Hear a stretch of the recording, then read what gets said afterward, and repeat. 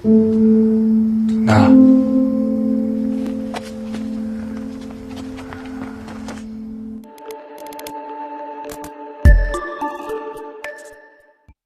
Halo teman-teman, apa kabar kalian semua? Semoga kalian selalu diberikan kesehatan lahir dan batin. Amin.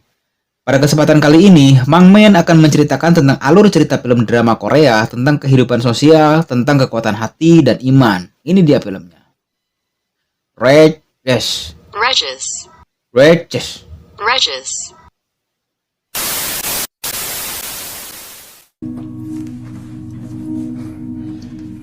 Yaitu tentang pembulian dan apa akibat dari pembulian itu. Walaupun dalam film ini diperankan oleh beberapa aktor, tapi kita akan difokuskan ke 3 aktor ini, yaitu Lee Won Keun, Park Gi Young, dan Lee Ki Kyung. Susah banget nyebut namanya.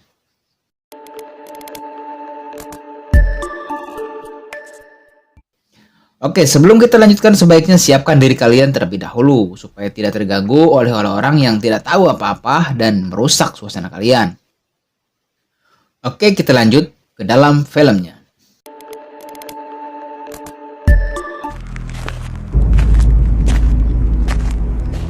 Cerita berawal di malam hari dan memperlihatkan seorang pria remaja yang sedang berjalan sendirian dan memasuki sebuah gedung sekolah, dan kemudian ia meletakkan sesuatu ke dalam loker tersebut dan dengan sengaja tidak menguncinya.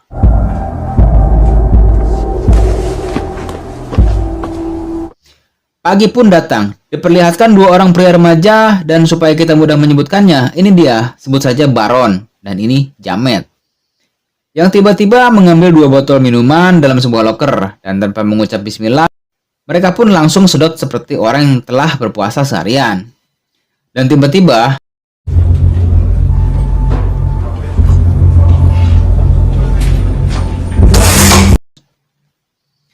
dalam TKP yang sama, dan ini dia, sebut saja Ujang, dan ini Asep Jebrag. Setelah kejadian itu, Asep menatap Ujang penuh keanehan, dan Ujang hanya terdiam dengan wajah gelisah. Hari berikutnya, ada sebuah mobil memasuki halaman sekolah, sepertinya itu mobil polisi. Dan Asep menatap keluar sekolah dengan penuh pertanyaan dalam hati. Dan Baron menatap Asep dengan penuh rasa zalim, tapi kemudian senyum-senyum dan mencium foto seorang gadis yang dijadikan wallpaper di dalam HP-nya. Seperti kalian gak tuh? Tapi ini adalah gadis yang akan jadi problema di tengah-tengah film ini, bro. Lanjut. Yang kemudian Baron WhatsApp Ujang. Setelah itu, dalam waktu yang sama dan dalam ruangan yang sama, Ujang pun izin untuk pergi ke toilet. 선생님, 질문 나중에.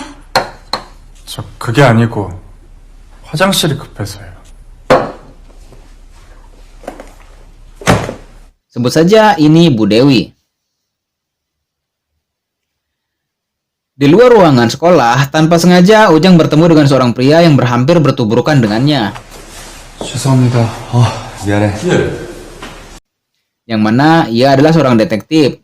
Lalu datanglah Pak Kepsek, sebut saja ini Pak Dirman, dan bertanya kepada Ujang, mau kemana? Dan kamu salah jalan jika ingin ke toilet. 배가 아프면 화장실 가야지. 화장실 저쪽이잖아. Dan detektif pun ikut bertanya kepada Ujang, apakah kamu Ujang? Dan apakah kamu kenal Asep? Dan Ujang pun menjawab, ya, dengan rasa bertanya-tanya. Dan Pak Dirman pun menyuruh Ujang untuk kembali ke kelas. Dan di dalam toilet, detektif pun bertanya kepada Ujang, apakah Ujang kenal dekat dengan Asep? Dan bertanya, kamu tahu kan, Jamet saat ini di rumah sakit.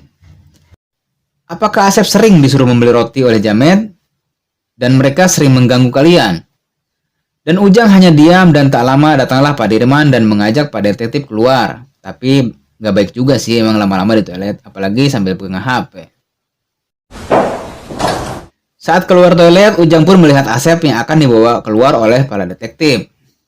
Dan dengan senyuman gaze gitu, Asep tersenyum kepada Ujang, dan Ujang hanya terdiam dalam kebingungan. Di dalam kelas, Baron memanggil Ujang dan menanyakan di mana rotiku. 교감한테 걸려서 못 갔어.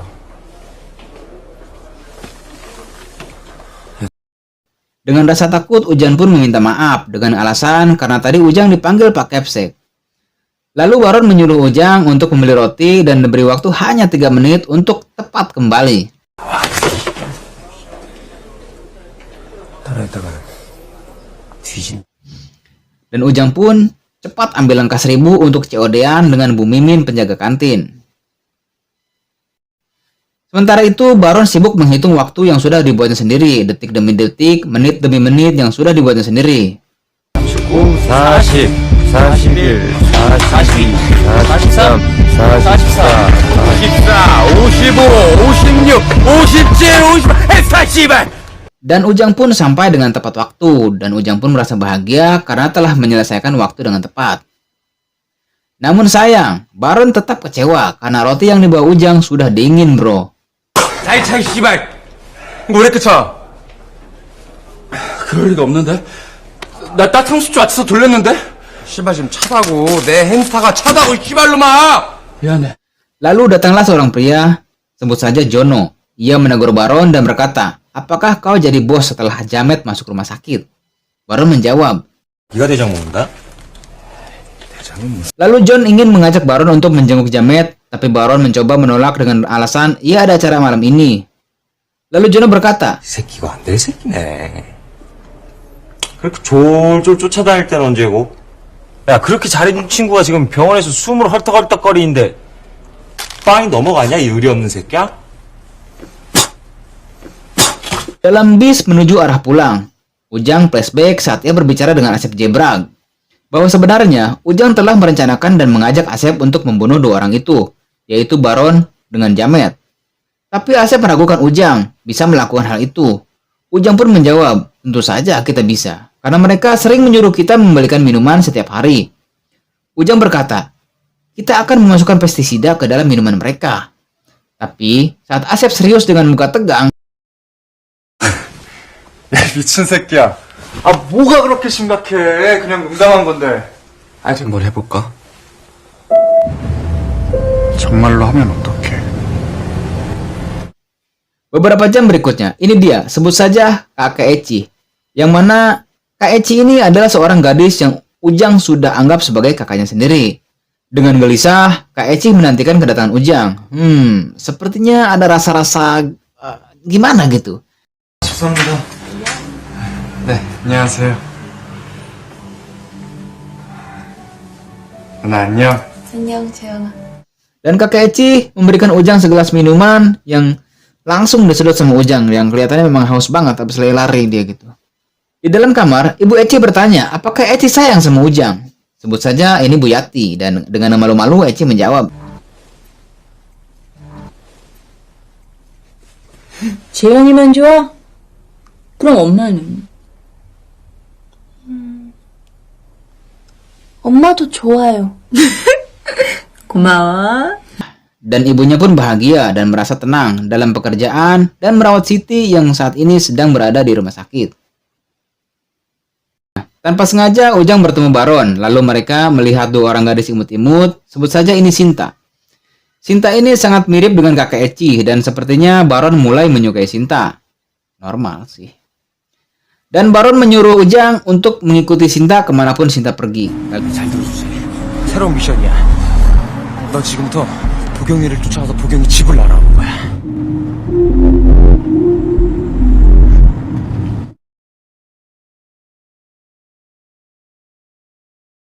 Lalu Ujang menelpon Baron dan melaporkan posisi rumah Sinta yang tidak diketahui karena Ujang kehilangan jejak Sinta. 내가 천천히 따라갔거든? Baron pun auto ngamuk-ngamuk nggak jelas dan lalu menemui Ujang serta menyiksa dan sambil mengancam Ujang untuk terus mengikuti Sinta. Dan terpaksa Ujang pun berjanji akan berusaha esok hari.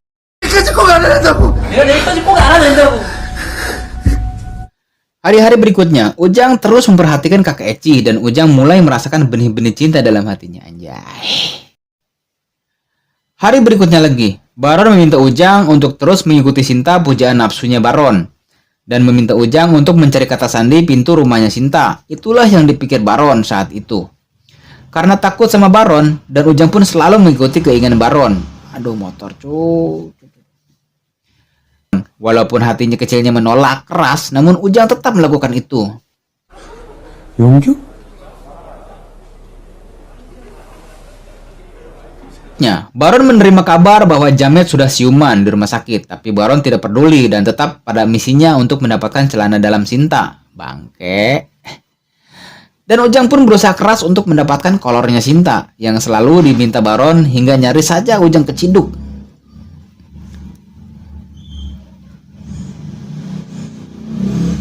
Motor. Ujang pun berusaha keras untuk mendapatkan kolornya Sinta yang selalu diminta Baron hingga nyaris saja Ujang terciduk lalu bergegas kabur dan di jalan pulang Ujang berpapasan dengan Sinta. Dengan perasaan gugup Ujang pun berlalu. 재영아! Dan dalam perjalanan pulang Ujang bertemu kakak Eci dan disitulah Ujang mengetahui bahwa kakak Eci sedang berulang tahun. Dan sebenarnya inilah awal musibah terbesar Ujang dan kakak Eci. 예리 씨 생일날 난 휴가라서 미리 줄게요.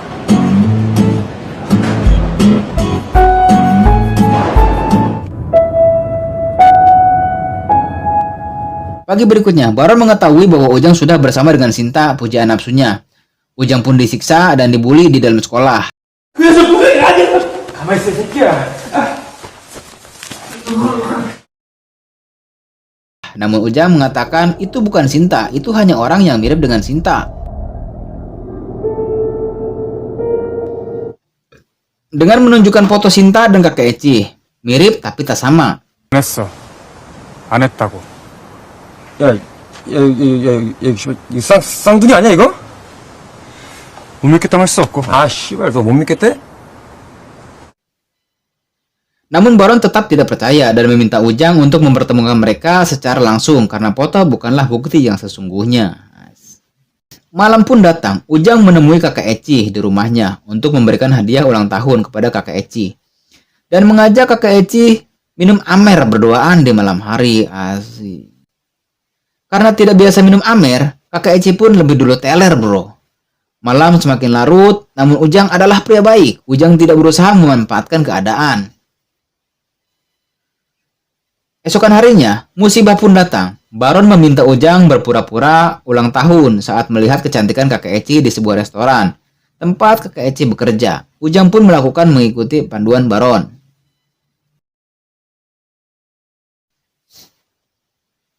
Saat mereka sudah mulai mabok, Baron pun datang, ikut bergabung bersama Ujang dan kakek Eci. Iya, tentu saja ini sudah rencana Baron untuk menemui kakek Eci yang mirip dengan Sinta pujaan nafsunya itu. 가위바위보! 가위바위보! 가위바위보! 갈등 났나 봐. Mereka pun semakin akrab dan mulai melakukan permainan game sweet ala Korea atau ala Jepang atau ala kadarnya. Dan kakek Eci selalu kalah dan harus terus-menerus minum amer.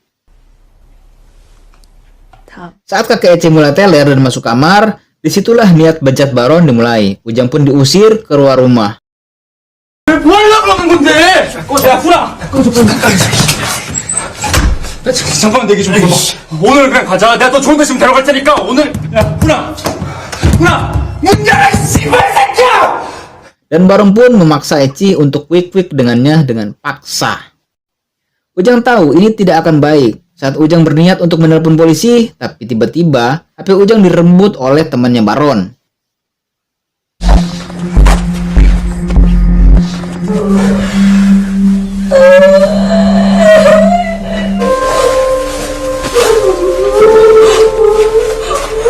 Di hari berikutnya, Ujang selalu merasa bersalah saat melihat kakek Eci di tempat kerjanya. Kakek Eci pun tersenyum sama Ujang, namun saat temannya menutup mata kakek Eci dari belakang, kakek Eci pun spontan kaget dan berteriak seperti ada trauma dalam dirinya.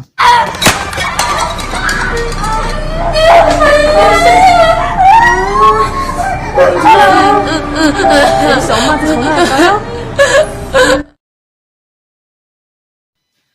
Malam berikutnya, Baron bersama temannya berniat melakukan niat bejatnya kembali dan datang ke rumah Eci. Namun sayang, yang di dalam rumah hanya ada ibunya Eci. Baron pun kabur saat mengetahui ibu Eci memegang pisau. 아이고, 씨발 새끼야!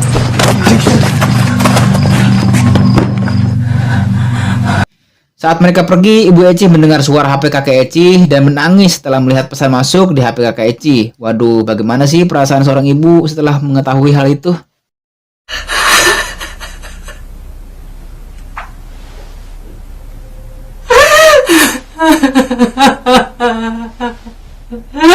Hari-hari berikutnya, seorang detektif menemui Ujang dan bertanya apakah Ujang kenal Eci.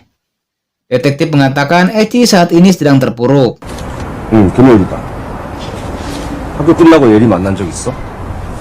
만난 적 없어요. 그래? 공부해야죠. 뭐 사귈 것도 아니고. Dan detektif meminta Ujang untuk tidak balas dendam tentang sikap bully yang dialaminya saat ini. Malam berikutnya, Baron mulai gelisah dengan apa yang sudah dilakukannya. Baron pun mendekati Ujang dengan mengangkat Ujang sebagai anggota geng bosoknya dia itu. Karena Baron takut jika Ujang sampai melaporkan kejadian yang sebenarnya terhadap polisi. 나 늦었지. 기어다니냐? 아빠 못 다녀? 미안, 티쿠나. 오늘은 양식이라 치고 이거 재양이 갖다 줘. 야, Hari-hari berikutnya, diam-diam Ujang seperti merencanakan sesuatu dan mengundang Baron untuk datang ke acara ulang tahunnya, yaitu bersama ayah dan ibunya. Dengan gugup, Baron pun ikut bersama mereka. 고기 좀 더 주문하지.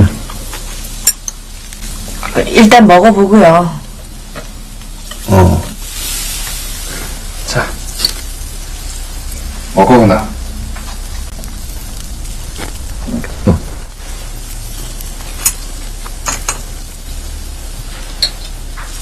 이것도.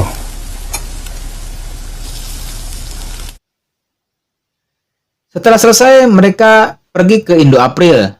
Baron bermaksud memperlihatkan video bejatnya yang sudah dilakukannya terhadap kakak Eci.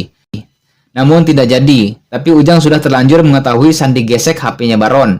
Namun harus cari tempat yang aman, di kamar mandi atau di taman.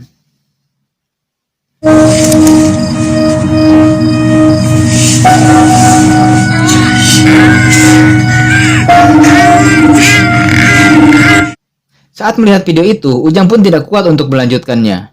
Entah itu sedih, entah itu ikutan pengen juga, entah itu sange, entah itu apalah ya. Positif tinggi aja lah. Keesokan harinya, kemudian Ujang menemui Asep Jebrag yang telah terlupakan dalam penjara. Ujang berkata, aku bagaikan monster terhadap orang-orang yang tidak tahu apa-apa. Ujang meminta Asep bertahan dulu dalam penjara dan ia akan melakukan sesuatu dan membuktikan sesuatu. Namun Asep melarangnya dengan cemas dan Ujang pun tetap pergi. Hari berikutnya di sekolah, Ujang mencari ponselnya Baron yang sudah diketahui sandinya saat mereka berada di bulan April. Ujang berniat mencari barang bukti dan mengirimkan video itu ke WhatsApp-nya sendiri. Lalu video itu diperlihatkan kepada Jamet yang sudah pulih. Dengan tujuan dia ingin kelasnya kembali seperti semula. Jamet yang mengira itu adalah Sinta, tentu saja Jamet bersedia membantu Ujang. Karena ternyata Sinta yang mirip kakak Eci itu adalah pujaan hati Jamet. Dan itu dimanfaatkan Ujang untuk balas dendam terhadap Baron yang sudah memperkosa kakak Eci. Hari berikutnya, Ujang bersama kakak Eci dan berusaha melupakan semuanya. Dan guna untuk menghibur kakak Eci.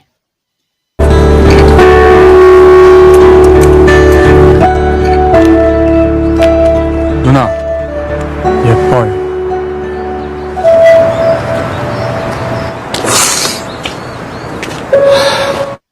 Di dalam mobil, sang detektif pun menerima video yang sama. Dan Ujang pun menelpon dan meminta sang detektif untuk menemuinya. Dalam waktu yang sama, Baron mengetahui bahwa Ujang mempunyai video miliknya. Tapi memang ini sudah skenario Ujang. Jamet pun datang dan memukul Baron karena Jamet pikir Baron sudah memperkosa Sinta. 야, 내 보이한테 다시 끄라고 했지. 내 따먹어? Saat semuanya sibuk, Ujang pun memanfaatkan situasi ini lalu menusuk Jamet berkali-kali. Jamet pun memukuli Ujang hingga babak belur.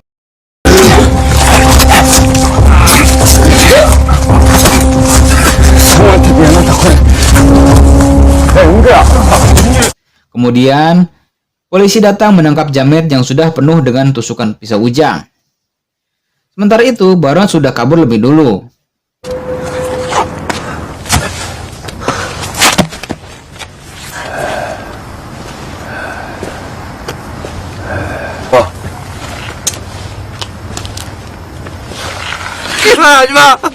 하지마!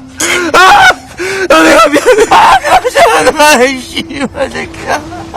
Saat Ujang berniat ingin membunuh Baron, Ujang pun mengurungkan niatnya. Ya, mungkin karena jiwa yang terlalu baik, kemudian Ujang juga mencoba akan membunuh dirinya sendiri malahan. Mungkin karena dia merasa terlalu lemah dan bersalah terhadap kakek Eci. Namun, saat mendengar bisikan kakek Eci dalam halusinasinya, Ujang pun mengurungkan niatnya. 재영아. 재영아.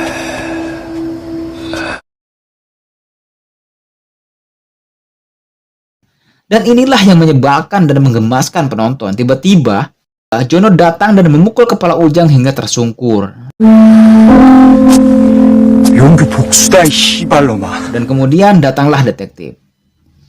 Singkat cerita, Ujang pun di rumah sakit dan film pun habis.